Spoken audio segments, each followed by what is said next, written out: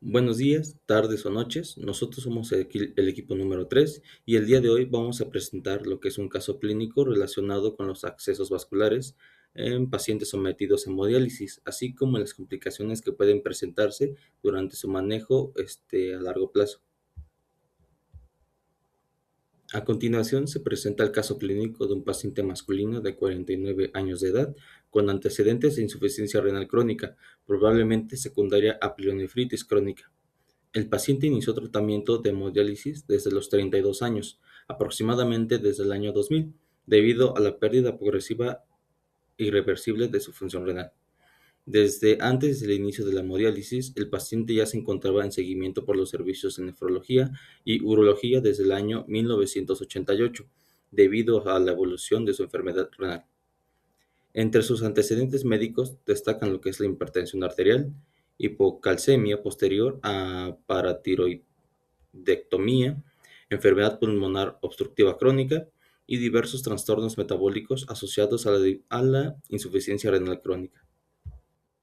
Ahora, continuando, el principal motivo de atención médica fue la necesidad de mantener accesos vasculares funcionales para continuar el tratamiento de hemodiálisis. Durante su evolución clínica, el paciente presentó múltiples complicaciones relacionadas con los accesos vasculares, principalmente infecciones recurrentes y trombosis asociadas a catéteres venosos centrales. A lo largo del tratamiento, requirió numerosos procedimientos para la colocación y recambio de accesos vasculares, incluyendo catéteres tunelizados, no tunelizados y diversos intentos de fístulas arteriovenosas. Además, el paciente fue sometido a dos trasplantes renales. Sin embargo, ambos presentaron falla funcional. El segundo trasplante se perdió a causa de un infarto renal isquémico masivo secundario a trombosis. Posteriormente se diagnosticó una mutación heterocigota del factor V de Leiden, trastorno genético que produce un estado de hipercoagulabilidad y aumenta el riesgo de formación de los trombos. Este hallazgo permitió comprender la causa probable de los múltiples fracasos de accesos vasculares y eventos trombóticos presentados por el paciente. Ahora, el caso se desarrolla en un contexto de manejo nefrológico crónico y de alta complejidad, debido a la gran cantidad de complicaciones asociadas a los accesos vasculares, ya que durante su evolución el paciente utilizó más de 20 accesos vasculares diferentes, entre ellos catéteres venosos centrales yugulares, subclavios y femorales, además de fístulas arteriovenosas. También se presentó 11 infecciones relacionadas con los catéteres, principalmente ocasionadas por Staphylococcus epidermidis, microorganismo frecuentemente asociado a infecciones de dispositivos intravasculares. Ahora, como parte del tratamiento, se modificó el sellado habitual del catéter utilizando citrato y heparina sódica, además de iniciar terapia anticoagulante con acenocumarol y heparina de bajo peso molecular para disminuir el riesgo trombótico. Ahora, gracias a estas intervenciones, el paciente actualmente mantiene un catéter femoral tunelizado funcional y sin complicaciones infecciosas importantes. Este caso nos muestra lo importante que es el seguimiento multidisciplinario, la vigilancia continua de los accesos vasculares y la detección oportuna de trastornos de hipercoagulabilidad en pacientes sometidos a hemodiálisis prolongada. Muy bien, ahora vamos a pasar lo que es a la valoración clínica inicial. Bueno, dentro de aquí, como ya se mencionó, el paciente es un varón de 49 años con insuficiencia renal crónica secundaria. Esto pues posiblemente a pielonefritis crónica en programa de hemodiálisis desde los 32 años. Eh, Algunos antecedentes relevantes aquí en la valoración es que eh, sufre de hipertensión arterial, EPOC moderado, gota úrica, hipotiroidismo y fundamentalmente un estado de hipercoagulabilidad por la mutación de heterocigótica de factor B de Leiden, pues diagnosticada tardíamente. En complicaciones médicas, ha perdido dos trasplantes renales y ha tenido múltiples infecciones por Staphylococcus epidermis. Eh, ¿Qué más? Bueno, posteriormente pasamos a lo que son los signos vitales. Aquí, pues bueno, se cuenta con una tensión arterial de 155/95 milímetros de mercurio. Bueno, aquí el paciente tiene antecedentes de hipertensión sistémica y crisis hipertensivas, lo que en pacientes renales, pues la presión suele estar elevada antes de lo que es la sesión de diálisis. Posteriormente tenemos la frecuencia cardíaca que nos marca 88 latidos por minuto y pues esta se encuentra ligeramente elevada pues debido a la posible anemia asociada a lo que es a la insuficiencia renal crónica o al esfuerzo pues compensado por el EPOC. Posteriormente tenemos la frecuencia respiratoria de 20 respiraciones por minuto y aquí pues se encuentra en el límite superior de lo normal, pues debido a su patología respiratoria de POC moderado. Posteriormente tenemos lo que es la saturación de oxígeno, que se encuentra al 93%, que pues bueno, es una saturación esperable para un paciente con EPOC moderado y posible congestión pulmonar leve propia pues de lo que es la insuficiencia renal. En temperatura tenemos 36.4 grados centígrados, lo que quiere decir que se encuentra afebril, aunque el paciente ha tenido infecciones previas, por lo que les mencionaba, y en la valoración inicial de este acceso específico no se reporta lo que es un proceso infeccioso agudo activo. En el peso seco tiene un estimado de 74 kilogramos y bueno, en pacientes con lo que es con diálisis suelen llegar a lo que es a la terapia con 2 o 3 kilos por encima del peso seco debido a la retención de líquido entre las sesiones. Entonces, el peso actual de nuestro paciente es de 76.5, que es completamente normal por lo que les decía antes de las sesiones. Posteriormente pasamos a lo que es el estado general del paciente. Aquí, pues bueno, el paciente es hipertenso, eh, es hiperinmunizado y politransfundido, pues lo cual nos complica lo que es su manejo clínico. Bueno, en su condición actual va a presentar una situación de agotamiento vascular. Esto pues debido a la gran cantidad de intervenciones previas. Dentro de su nutrición y metabolismo, presenta hiperpotasemias e hiperfosfatasemias severas por las transgresiones dietéticas e hipocalcemia moderada severa tras la paritoiroidectomía.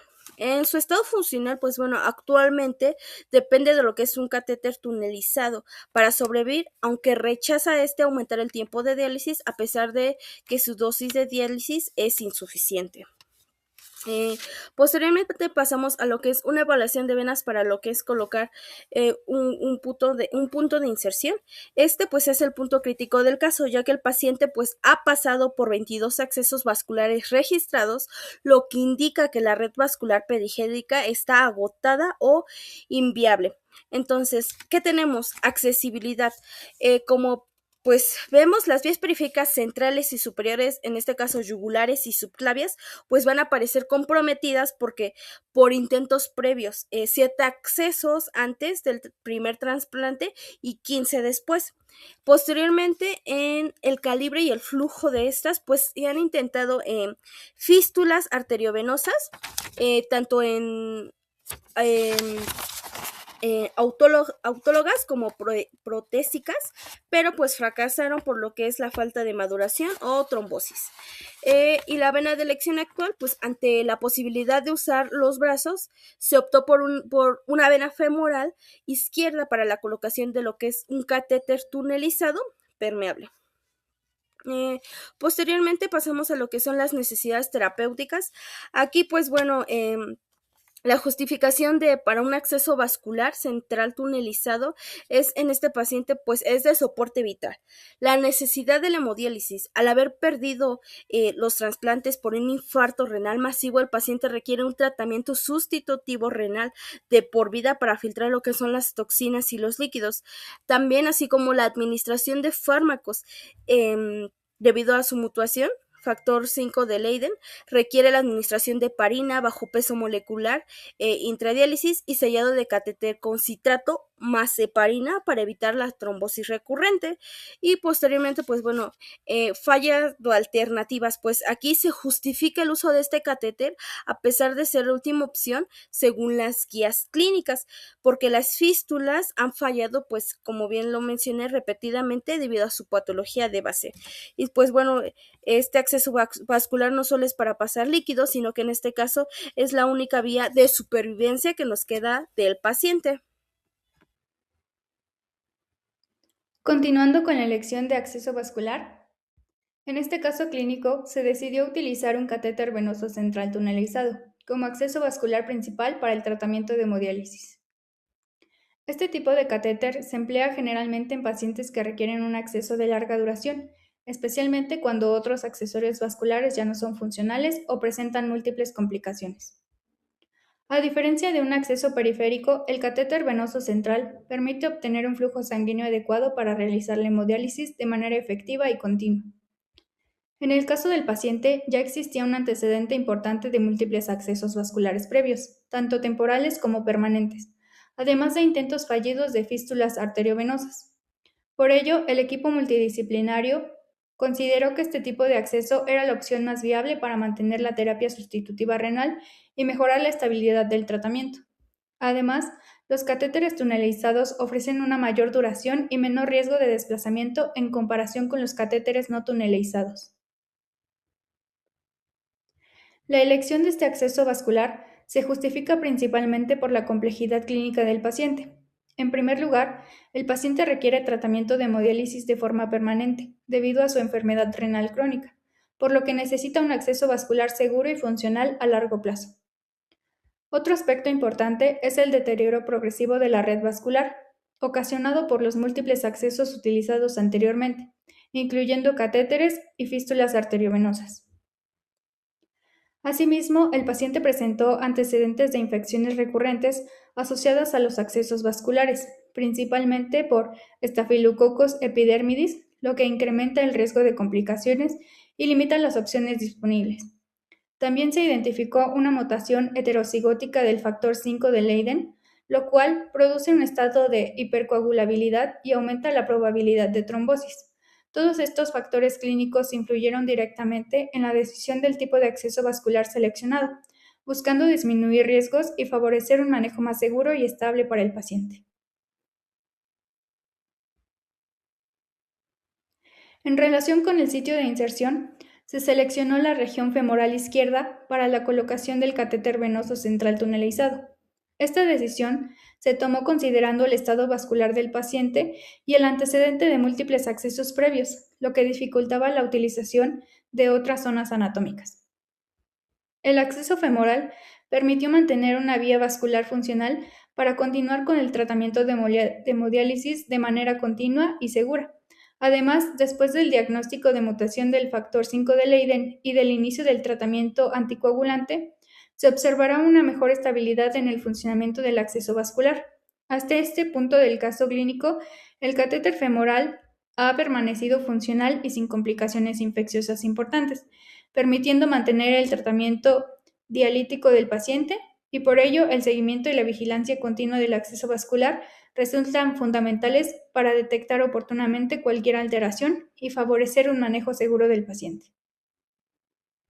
Ahora pasamos con el proceso de la inserción, que en este paciente la colocación de un nuevo acceso vascular representó un reto importante debido a que ya había utilizado más de 20 accesos previos durante su tratamiento de hemodiálisis. Esto significa que las opciones venosas disponibles eran cada vez más limitadas. Por ello, antes del procedimiento fue necesario realizar una valoración cuidadosa, que esto se consideró los antecedentes de trombosis, la estenosis venosa, infecciones previas y la necesidad urgente de continuar con la terapia dialítica. También se preparó todo el material necesario como el catéter indicado, además de los guantes, los campos estériles, la solución antiséptica, además de gasas, apósito transparente, solución salina y el equipo de monitorización. Una adecuada preparación disminuye riesgos y permite un procedimiento más seguro y eficiente. En este caso vamos a ver a la técnica que una vez valorado al paciente y preparado el material, se coloca a la inserción del acceso venoso bajo estrictas medidas de asepsia. Primero se realizó higiene de mano y antisepsia de la piel con solución adecuada, generalmente clorexidina. Después se colocaron campos estériles para así evitar contaminación del sitio de inserción y posteriormente se colocó la vena seleccionada y se realizó la punción para inducir a la introducción. Una vez colocado se verificó la permeabilidad y el funcionamiento correcto. Finalmente, el acceso fue fijado de forma segura para prevenir desplazamientos o complicaciones. En este caso, cada nuevo acceso era de gran importancia, ya que representaba una oportunidad más para continuar con el tratamiento renal sustitutivo. ¿Y cuál va a ser el rol importante de nuestra profesión? En este caso es las funciones de preparar el material, además de asistir durante la colocación y vigilar las constantes vitales, que pues aquí se mantiene la técnica aséptica, además de observar posibles complicaciones como dolor o sangrado y asegurar la correcta fijación del catéter. Además, enfermería participa activamente en los cuidados posteriores del acceso vascular para así conservar su funcionamiento al mayor tiempo posible. Gracias a la colocación exitosa del nuevo acceso, el paciente pudo continuar con su tratamiento de hemodiálisis. Y deducimos que en pacientes con múltiples accesos previos, la inserción de una nueva vía vascular requiere planeación, precisión técnica y trabajo multidisciplinario, ya que cada acceso disponible puede ser esencial para la supervivencia del paciente. Muchas gracias. Bueno, para continuar, vamos con lo que son los cuidados y manejo del catéter venoso central. Pues más que nada, el acceso que vamos a manejar, que es el femoral, pues se asocia mayormente a un riesgo de infección, ya que pues va a llegar básicamente pues al torrente sanguíneo y de manera directa. Este, pues por lo regular se utiliza cuando nuestro, nuestro paciente ya se acabó todas las alternativas de dichos catéteres, que este es el caso de nuestro paciente. Bueno, este apartado pues lo vamos a manejar en cuatro principales, que es el mantenimiento. Aquí va a abarcar lo que es el lavado, fijación y lo que es la curación, la administración de medicamentos y lo que es la vigilancia del sitio, así como la educación del paciente. Bueno, procedimiento con lo que, siguiendo con lo que es el mantenimiento, pues aquí el mantenimiento del catéter venoso central nos va a ayudar a, bueno, básicamente es muy importante, ya que nos va a permitir conservar lo que es la permeabilidad del dispositivo, previniendo de esta manera lo que son infecciones y vamos a evitar complicaciones más que nada por obstrucciones, trombosis o un desplazamiento del dicho catéter. Asimismo, pues vamos a realizar un mantenimiento adecuado, siguiendo lo que son los protocolos estrictos de higiene y de técnica aséptica. Uno de los cuidados principales de nuestro catéter es la técnica llamada flush, que pues va a consistir en irrigar el catéter con una solución salina o fisiológica, para evitar que se formen coágulos o residuos de medicamento dentro de la luz del catéter. Este es este lavado, por así decirlo, se debe de realizar antes y después de administrar medicamentos, antes y después de extraer muestras sanguíneas, después de lo que son las transfusiones y cuando el catéter no se utiliza de forma frecuente. Asimismo, también se va a utilizar lo que es una técnica fusitil, es decir, que pues se van a introducir pequeñas cantidades de solución en pausas cortas, ya que esto ayuda a limpiar mejor lo que es nuestras paredes del catéter. Y esto va a permitir que no se force lo que es el lavado, ya que si es que se fuerza, pues va a dañar lo que es el catéter o incluso se puede desprender un coágulo de él. En otros aspectos, pues es fundamental lo que es la fijación del catéter, ya que debe de mantenerse bien asegurado mediante lo que son los dispositivos de fijación o apósitos especiales para evitar lo que es el movimiento o desplazamientos e incluso lo que es la migración del dispositivo. Asimismo, pues un catéter mal fijado nos va a aumentar lo que es el riesgo de infección o incluso puede provocar lo que es que la punta cambie de posición. También pues es muy importante lo que es su curación y el cambio de apósitos. El apósito, pues básicamente va a proteger el sitio de inserción contra lo que son los microorganismos y va a mantener lo que es una barrera estéril de nuestro catéter. Asimismo, pues el apósito transparente puede ser semipermeable, ya que va a permitir observar lo que es el sitio sin retirarlo y debe de cambiarse cada 7 días. Los apósitos de gasas deben cambiarse cada 2 días o 48 horas. Sin embargo, cualquier apósito debe reemplazarse inmediatamente si este es que se encuentra húmedo, sucio, despegado o presenta algunas secreciones. Aquí pues durante la curación se va a utilizar lo que es una técnica aséptica sin contacto o también llamada ANT, además de lo que pues son nuestras técnicas de higiene de manos y nuestros guantes estériles y pues nuestra mascarilla. Asimismo, pues la limpieza del sitio se debe de realizar generalmente con lo que es una clorexidina al 2%, realizando lo que son movimientos de fricción durante aproximadamente 30 segundos y se debe de dejar completamente seco antes de colocar lo que es nuestro apósito. Además, pues como bien sabemos, debemos de tener como fichado o etiquetado todo y eso debe de mantener o debe de conservar lo que es la fecha, la hora e iniciales del profesional quien realizó.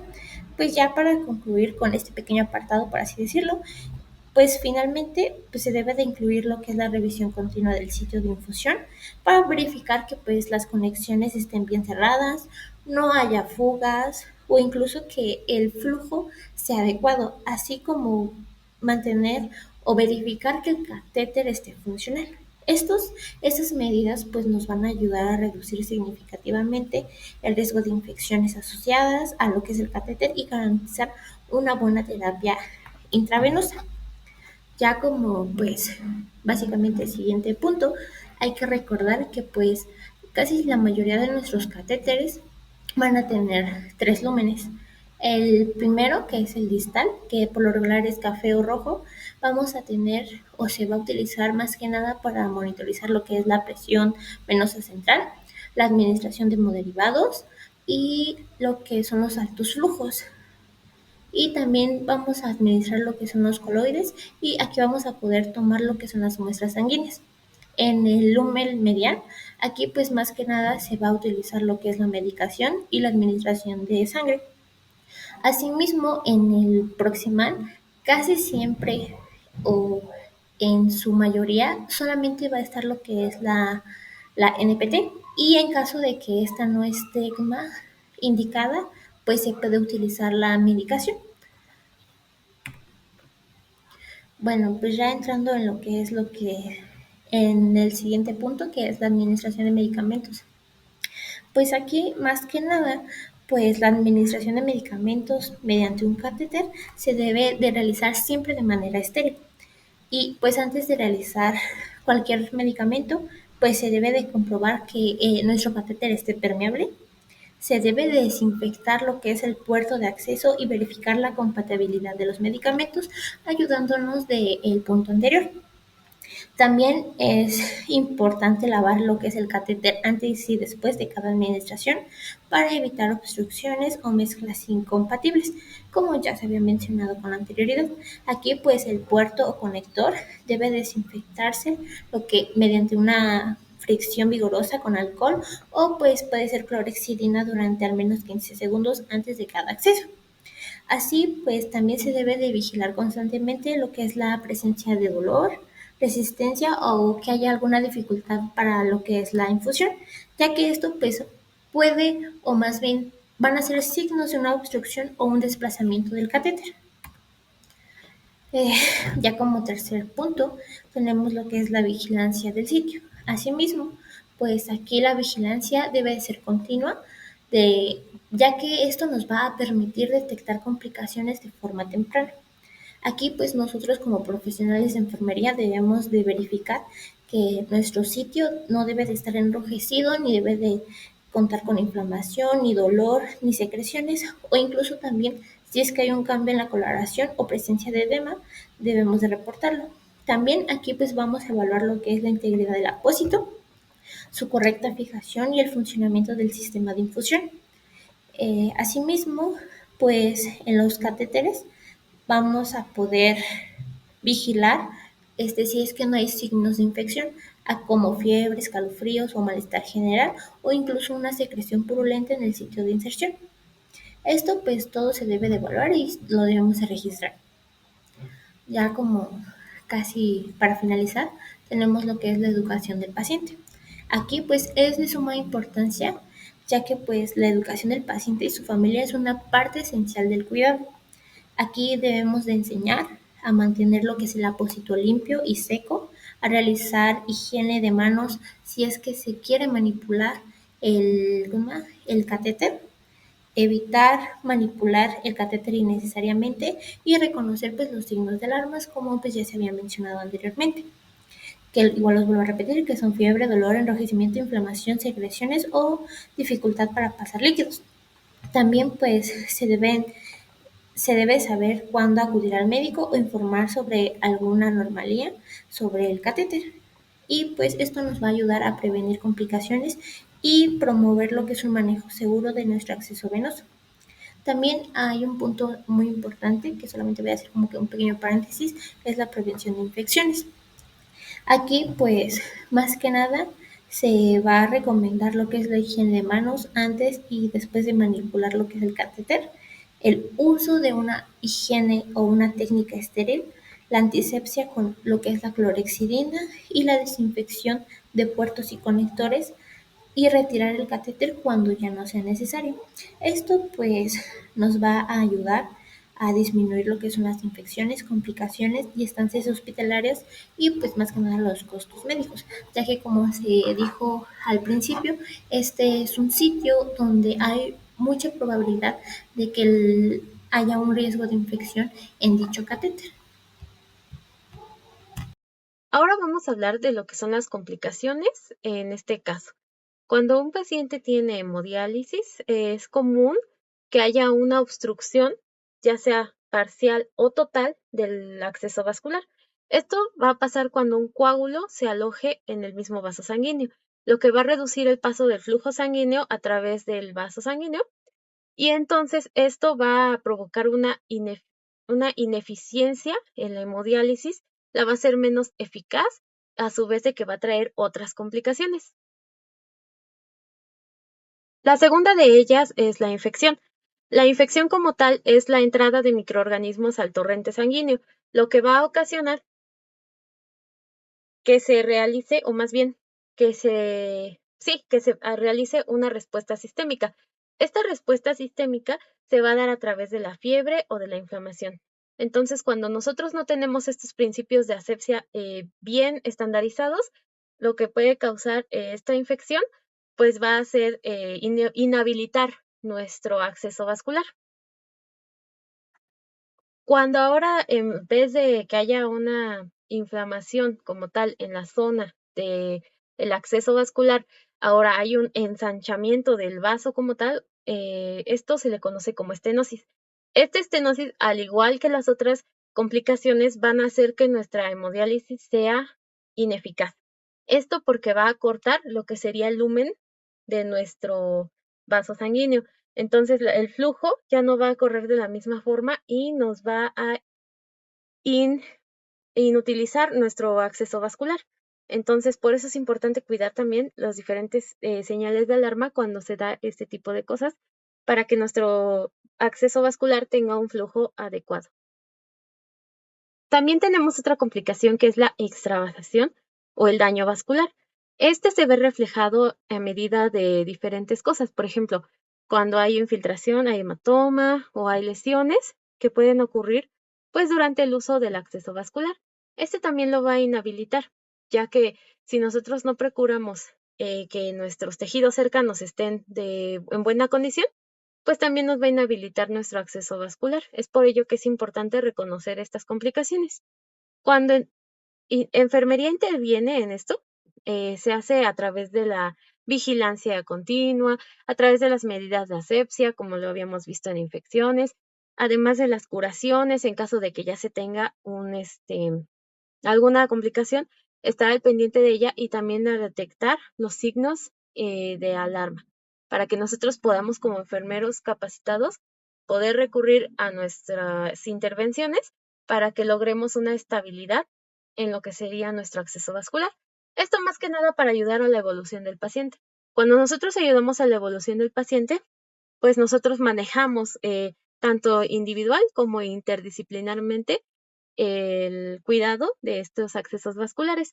Entonces, cuando esto se logra, pues la funcionabilidad se va a mantener a un ritmo adecuado y pues se va a continuar con el tratamiento, por ejemplo, de lo que veíamos de este caso clínico. Cuando nosotros conocemos el contexto clínico en el que los pacientes se encuentran, como lo fue en este caso de este paciente, nosotros podemos evaluar de manera correcta, podemos intervenir de manera correcta e incluso saber por qué estamos haciendo las cosas. Y esto es en lo que se basa más que nada nuestra práctica en enfermería avanzada. El saber por qué estamos haciendo las cosas, cómo se justifica y qué tipo de medidas respaldan realmente cuando nosotros hacemos una valoración, cuando nosotros hacemos las intervenciones y lo que nosotros esperamos de nuestras intervenciones. Es por eso que es importante también conocer y aplicar todas nuestras habilidades en enfermería para poder lograr un mejor desempeño en nuestra área. En este paciente, pues sí fue necesario apegarse a los principios de asepsia para evitar el riesgo de infecciones masivas, ya que era un paciente que tenía demasiadas punciones y demasiados accesos vasculares que habían tenido fracasos frecuentes. Entonces, cuando nosotros conocemos la causa o motivo, podemos actuar de una manera favorable para el paciente y para que nuestros accesos en lo que sería la terapia de hemodiálisis pues sean eficaces y eficientes a la hora del tratamiento. Y eso sería todo.